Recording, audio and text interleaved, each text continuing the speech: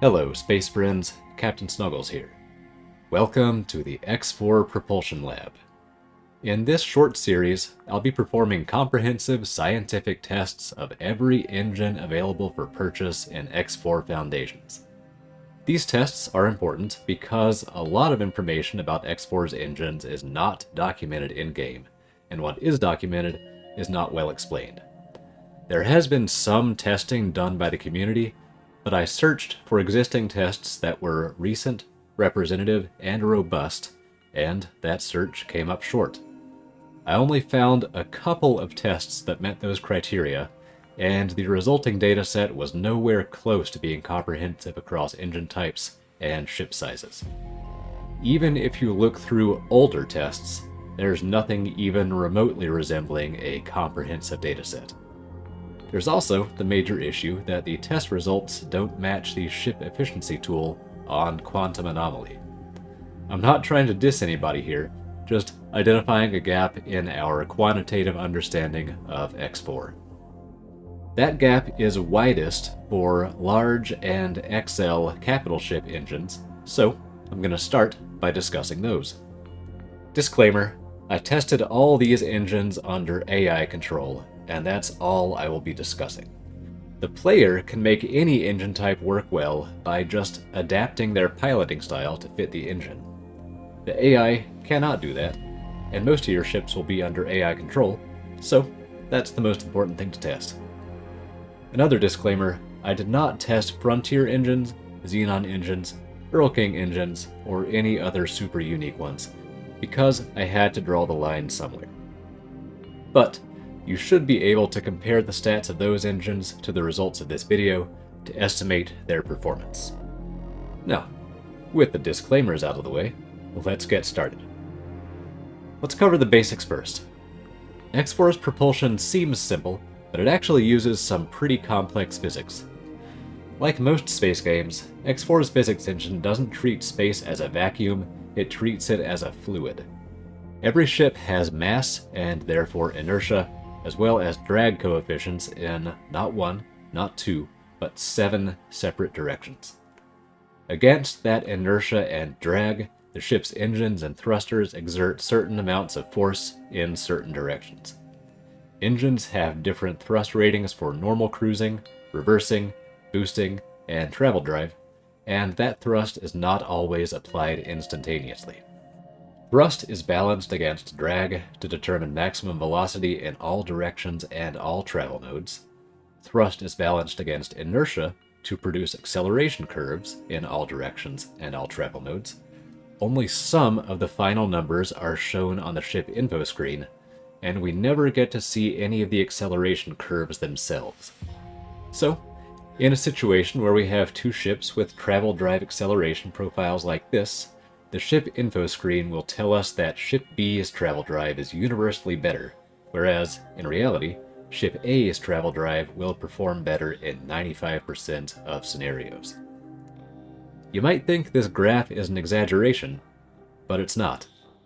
It is more or less the actual acceleration profile of Terran engines, Ship A, versus Argon engines, Ship B. The in-game stat readouts always show Argon travel drives being better than Terran ones due to their higher top speed, but Terran drives have much better acceleration and will therefore cover any realistic distance faster when under AI control.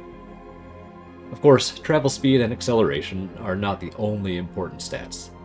Even non-combat ships spend some time traveling at their standard cruising speed, and combat ships spend a lot of time cruising and maneuvering and boosting, especially with the new AI behaviors. So, there's no way to determine practical engine performance just by studying the numbers. Instead, we have to do some very rigorous testing. I split that testing into two categories: transit performance to cover movement in strictly non-combat roles, and battlefield performance to cover movement on the battlefield. Here's my experimental setup to determine what I'm calling transit performance. I ran this experiment for L and XL engines separately. I set up a long course for ships to fly, designed to represent the full spectrum of non-combat travel, and the completion time for that course was the main experimental variable. I looked at how that completion time varied with the engine's race and the ship's flight characteristics, mainly mass and drag, and I also performed secondary testing to determine the performance of travel versus all-round engines, the effects of crew skill, and the effects of SETA. I expected the engine rankings for both large and extra-large drives to be Terran first, then Boron, Teladi, Argon, Paranid, and Split, but I did expect the relative performance of Boron and Teladi engines to improve for bulky ships with high mass and drag. I chose my ship lineup to represent a broad spectrum of flight characteristics, as well as to make sure that the unique Boron ships had some semblance of an analogous counterpart to compare to. The course covered 10 jumps, including a wide variety of gate distances and angles, and during those 10 jumps, the ships had to perform 3 to 5 maneuvers. For example, here is the course for large ships. Contestants started here, just north of my 2 Grand shipyard. They flew 1 jump to open market, flew across the sector, and docked here with a nice, easy docking approach. They then undocked, made a sharp turn north, and flew 2 more jumps to Family's Inn. There, they flew across the sector and docked here, a much more difficult docking approach that required them to fly past the station, then turn around to reach the docks. They then undocked, turned around again, and headed west. The next leg was 7 straight jumps with a wide variety of distances and angles between gates. 7 jumps is farther than a station manager will ever send a ship, but not farther than a player will send a ship, so I wanted one of these long hauls in the mix. At the end of the 7 jumps, the ships docked at the trading station here in Ocean of Fantasy, and the run ended when each ship completed its docking maneuver. Again, that was the course for large ships. XL ships are incredibly slow at docking and undocking, and they tend to dock less than large ships, so I replaced some of their docking maneuvers with simple turns around satellites. Otherwise, it was the same course. I should mention that to save time, I ran most of these tests with SETA on, which does slightly change ship performance. Don't worry though, I calculated the effects that SETA had on the results, and corrected for those effects in the final numbers. I also did all of this testing out of sector to eliminate the freak accidents that happen in high attention mode, but I did observe the tests on the map to keep some level of physics simulation active. So, that's how I tested transit performance. For what I'm calling battlefield performance, I took most of my numbers from the stat readouts of the engines when applied to each of the test ships, but I did perform a drag race test to determine the relative performance of the travel drives in short bursts of 25 to 225 kilometers. I expected Boron to win over the shorter slits, and Terran to win over the longer ones. For the ship lineup, I chose popular Boron vessels, then selected non-Boron ships with comparable flight characteristics. I did this test in person, since you'll often be observing battlefields in high attention mode. I averaged the relative performance of the engines over all drag race splits, and added that to the list of battlefield stats alongside top speed, boost speed, and acceleration. So, after a total of 74 experimental runs, here's a summary of the results. I immediately tested travel versus all-round engines, and found that all-round was always equal or superior to travel within each race. The reason is simple.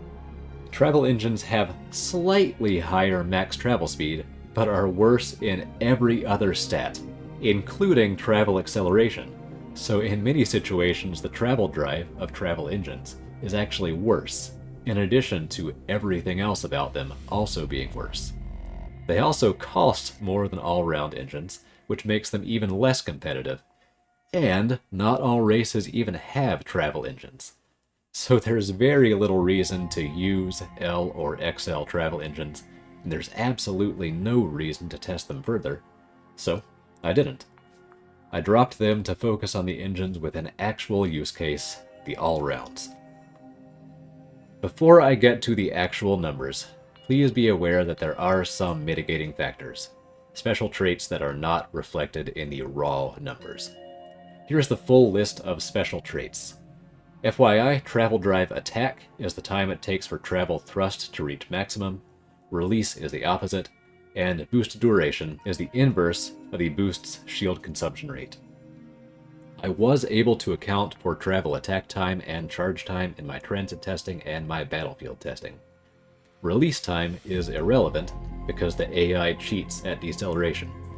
So that leaves these, the final mitigating factors not captured by the raw numbers. Terran drives are dramatically more expensive than others. Boron drives are slightly more expensive and are used in large numbers, which makes the overall price tag quite high, but also offsets the poor performance of individual engines.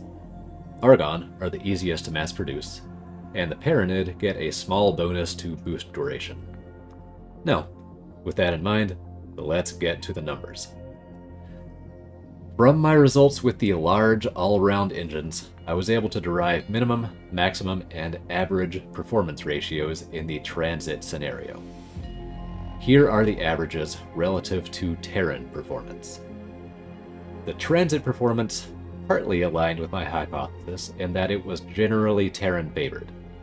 The performance gaps were not as large as I expected, but they're still significant.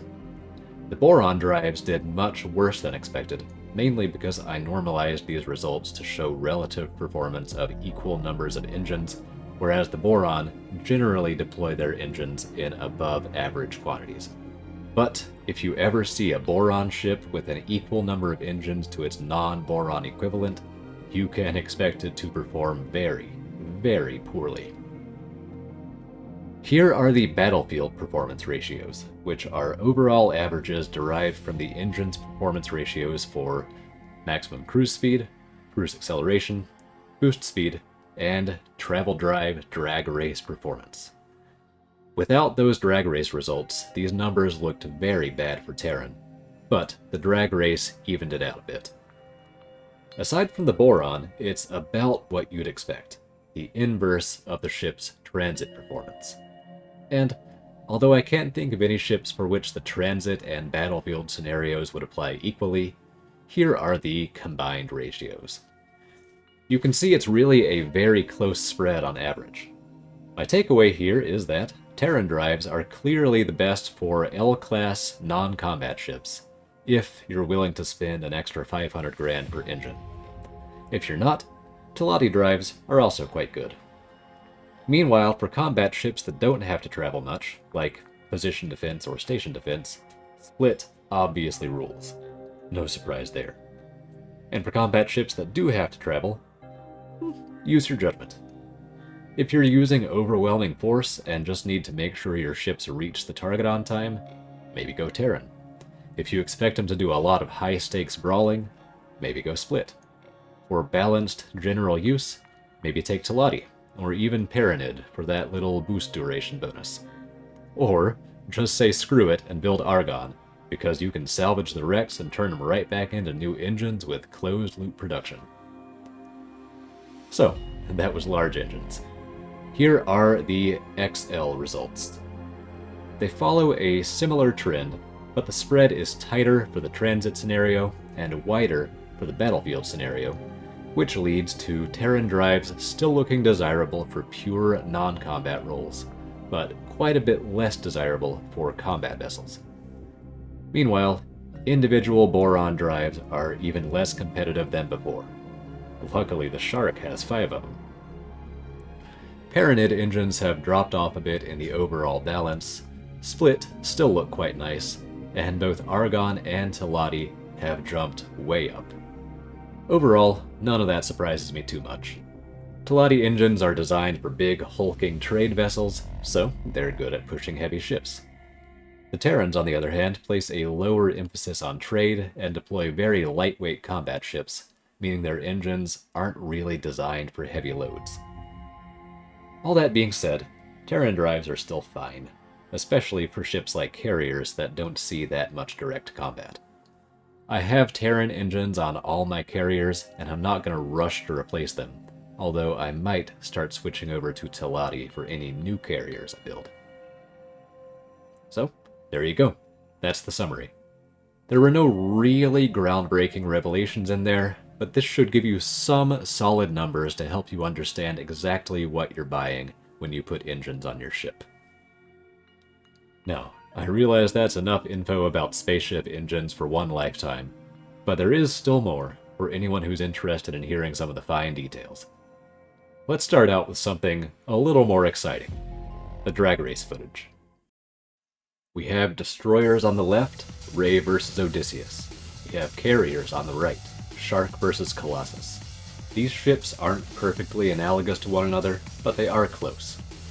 Large engines have a 20-second travel charge time, and XL have a 30-second charge time, whereas Boron have 0 charge time for both. So, the Ray and Shark both have a big early advantage, especially the Shark. You can see they're both charging ahead, but on the left side, the Terran large engine has already leapt forward and overtaken the Ray just about 20 kilometers in. It is rocketing ahead, passing the 25-kilometer mark, then the 50, and charging forward clearly in the lead, so now it's a battle for second and third. Meanwhile, the Terran carrier has passed the Shark and is now doing the same thing, just a little bit slower. On the destroyer side, we see the Teladi engines beginning to pull ahead of the pack, and on the carrier side, Teladi is just about to pass the Shark as well. So very similar things happening on both sides, just a little bit more competitive on the carrier side. For the destroyers, Terran is already finished, and Teladi is about 150 kilometers in, followed by Aragon and Paranid. Meanwhile, on the carrier side, Terran is just finishing, followed by Teladi. Finally, the Shark being passed by Aragon right in the closing stretch, and so it is going to end up being Terran, Teladi, Aragon, Shark, and then Paranid and Split far behind on the carrier side. Then on the destroyer side, the final lineup is going to be Terran, Teladi, Aragon, Paranid, followed by the Boron Ray, and then the Split far in the back. These results were typical. Boron are the sprinting champions, up to about 20 kilometers for large engines and 70 kilometers for XL engines, and Terran drives start to win beyond those distances. Averaged across all splits at the L size class, Terran took gold, Teladi took silver, and Argon took bronze. At the XL size class, Boron took gold, Terran took silver, and Teladi took bronze. Alright, I hope that exciting race woke you up at least a little bit, because we're back to crunching numbers. The transit stats I went over earlier were averages, and I want to show you the minimums and maximums as well. Here they are. As you can see, there's a very wide spread between min and max. Under some scenarios, there was no difference, or almost no difference, between Terran and Commonwealth drives. Under other scenarios, there was a huge difference between them. Conditions that led to superior Terran performance were increasing crew skill, improving thrusters, having CETA off, decreasing ship mass, and decreasing drag. For example, a Barbarossa with Mark III thrusters and an elite crew is insanely nasty with Terran engines. A Heron with Mark I thrusters and a novice crew, on the other hand, gets basically zero benefit from investing in Terran engines. In addition to all those factors, I should mention that increasing the frequency of maneuvers also narrows the gap between different engines. The transit course had 4 or 5 maneuvers spread out over 10 jumps. More maneuvers over fewer jumps shifts the ratios toward the minimum side, whereas fewer maneuvers over more jumps shifts the ratios towards the maximum side. So, let's review a bit of footage to figure out why all those various factors have those effects. In this clip, we'll be watching 3 Raptors with Terran, Teladi, and Argon engines competing in the Family Zen section of the transit course. The Raptors have to fly to a satellite in the north-central area, then to another satellite in the southwest, and then exit out the west gate. Terran was in the system first, followed closely by Teladi and then Argon. We can see a couple things happening already. For one thing, there was some random shuffling at the gate, with Argon actually being placed into the system ahead of the other two, distance-wise.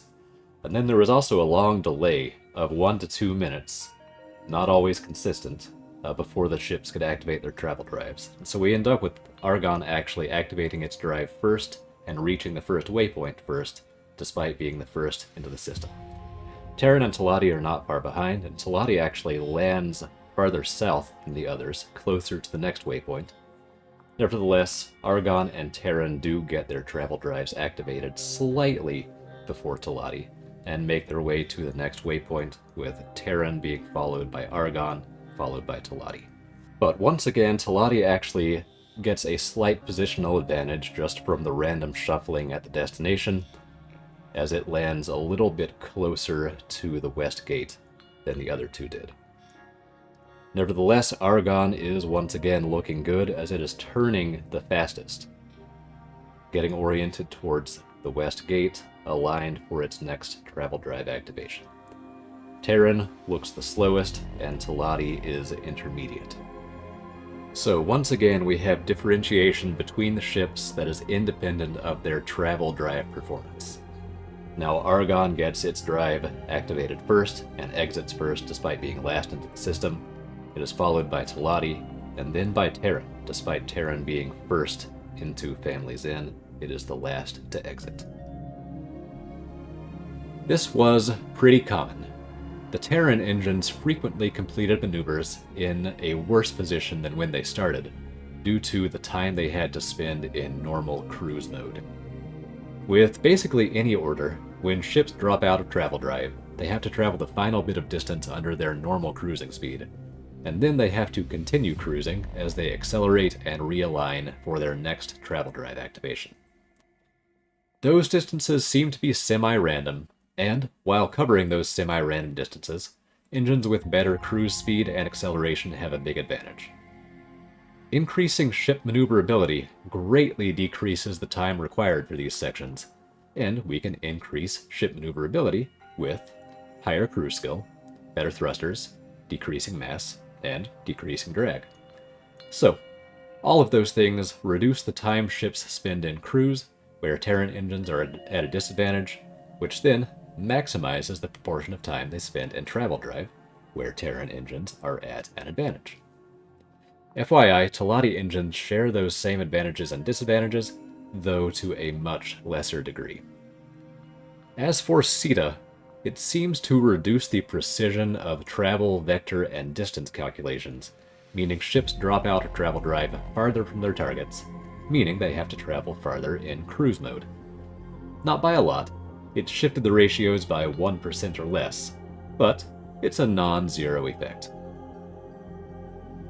Now, that is going to just about cover all the hard facts.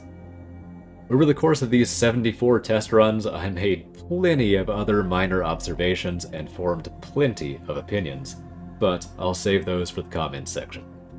Feel free to ask questions if you have them. Otherwise, stay tuned for the next installment of X4 Propulsion Lab, where we'll be covering small and medium engines. Thanks for watching. I hope you enjoyed. I hope you'll tune in next time, and until then, this is Captain Snuggles, signing off.